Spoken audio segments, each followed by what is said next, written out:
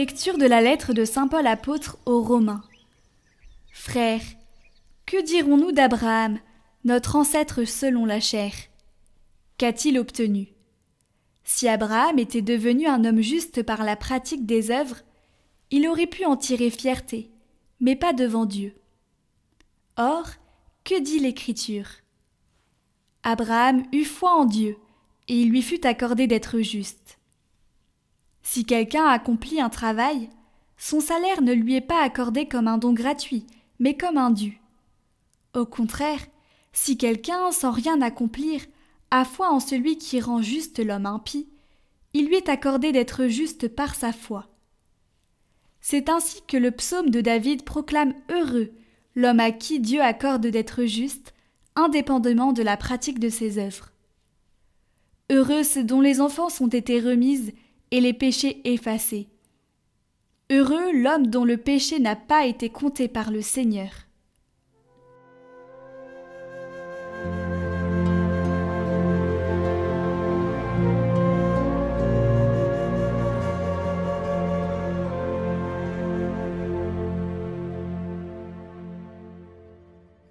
Tu es un refuge pour moi. De chants de délivrance, tu m'as entouré. Heureux l'homme dont la faute est enlevée et le péché remis. Heureux l'homme dont le Seigneur ne retient pas l'offense, dont l'esprit est sans fraude. Je t'ai fait connaître ma faute, je n'ai pas caché mes torts. J'ai dit, je rendrai grâce au Seigneur en confessant mes péchés. Toi, tu as enlevé l'offense de ma faute. Que le Seigneur soit votre joie. Exultez, hommes justes. Hommes droits, chantez votre allégresse.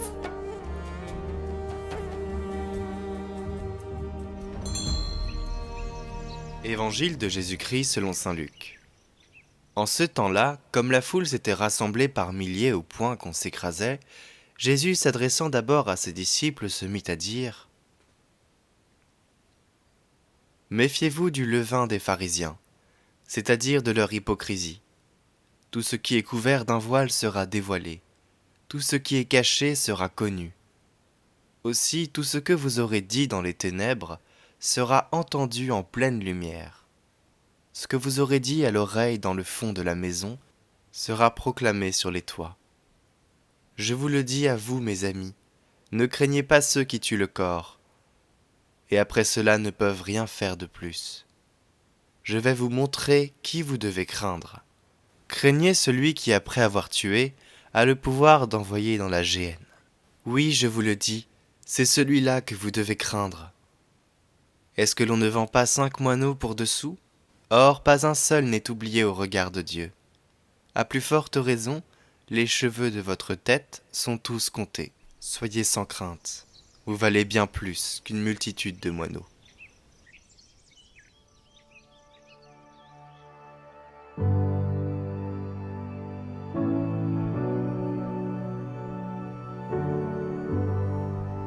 Profitons de l'instant présent. C'est le sens chrétien de tirer le meilleur parti de la journée. Ne pas profiter de la vie dans l'instant qui fuit, non, c'est le sens mondain. Mais saisir l'aujourd'hui pour dire non au mal et oui à Dieu. S'ouvrir à sa grâce. Cesser enfin de se replier sur soi et de se traîner dans l'hypocrisie. Regarder en face notre propre réalité, telle que nous sommes. Reconnaître que nous n'avons pas aimé Dieu et que nous n'avons pas aimé notre prochain comme nous le devrions, et le confesser.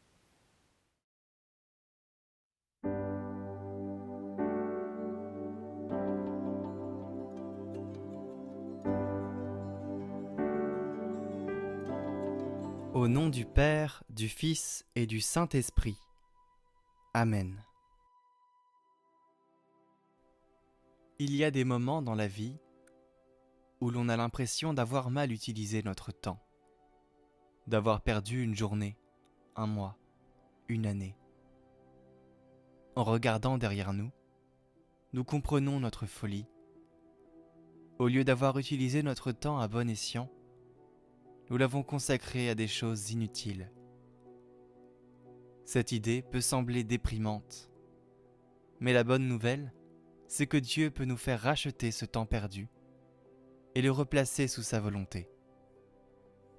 Sainte Thérèse d'Avila a composé une belle prière dans laquelle elle implore Dieu de transformer ce temps perdu en gain de temps.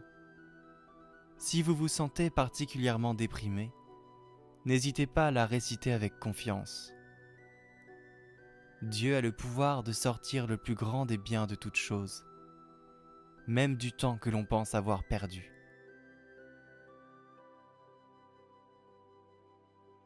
Ô mon Dieu et ma miséricorde, je reconnais la grandeur de votre puissance. Faites-la comprendre à mon âme, en lui faisant regagner, en un moment, tout le temps qu'elle a perdu. Quelque misérable que je sois, je crois fermement que vous le pouvez. Faites que je répare le temps perdu, en redoublant vos faveurs, dans le temps présent et à l'avenir, afin que je paraisse devant vous, revêtu de la robe nuptiale. Amen.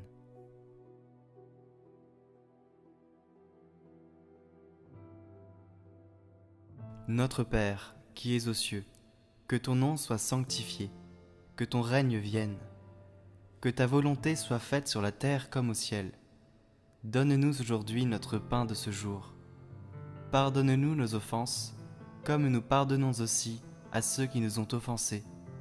Et ne nous laisse pas entrer en tentation, mais délivre-nous du mal. Amen.